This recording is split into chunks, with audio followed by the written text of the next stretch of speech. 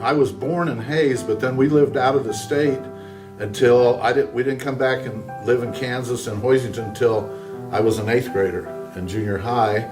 But I was always real familiar with Hoisington because my grandmother lived here. And so at least every other summer from all the time I was growing up, we were always came on our vacation, came to beautiful Hoisington, Kansas for our vacations every summer, but we loved it. I was a wild kid, you know, I really was. I wanted to be outside, not inside. Always had to be searching for a ball game somewhere. I didn't care what kind of game it was. You know, don't you want to get out of Hoisington? And I said, you know, I've been out of Hoisington. You know, I grew up some in L.A. I lived in Chicago. I've been in Lawrence, in this state. So I've been around, and I used to tell them, I said, you don't get it. You know, we're not stuck here.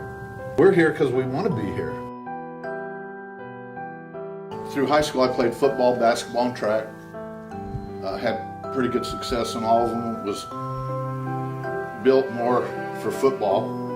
Then I went to the University of Kansas after graduating in 1971 here at Hoisington, and played there for 4 years, and then played a year professionally in Chicago. Then came back and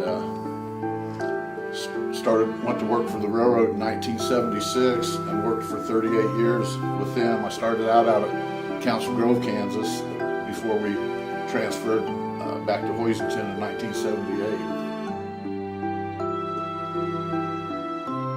I applied for a job here in Hoisington. I just happened to be home.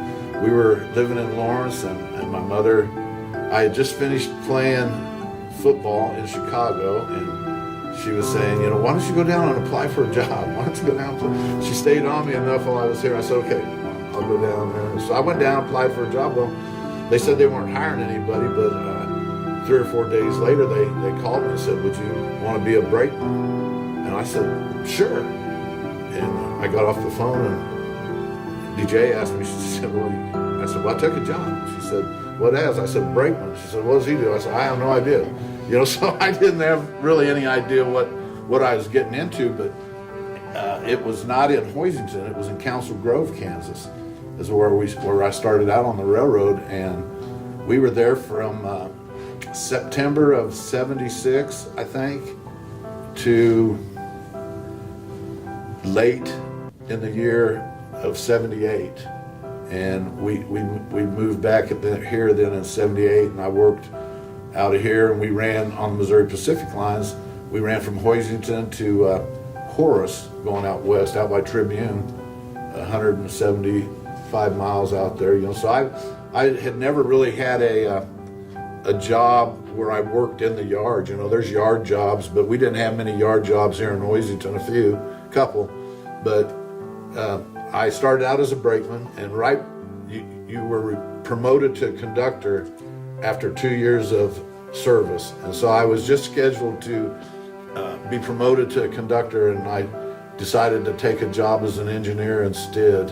And so I never did take the conductor's test and was never a conductor. I just went in engine service and went to their schooling, and you know, we had to go to school, Little Rock, a couple different times, you know. And now the UP, they send their employees, their engineers, they go to Salt Lake City, but it was Little Rock, Arkansas when I had to go to school. And so I was a engineer for them for the next 36 years.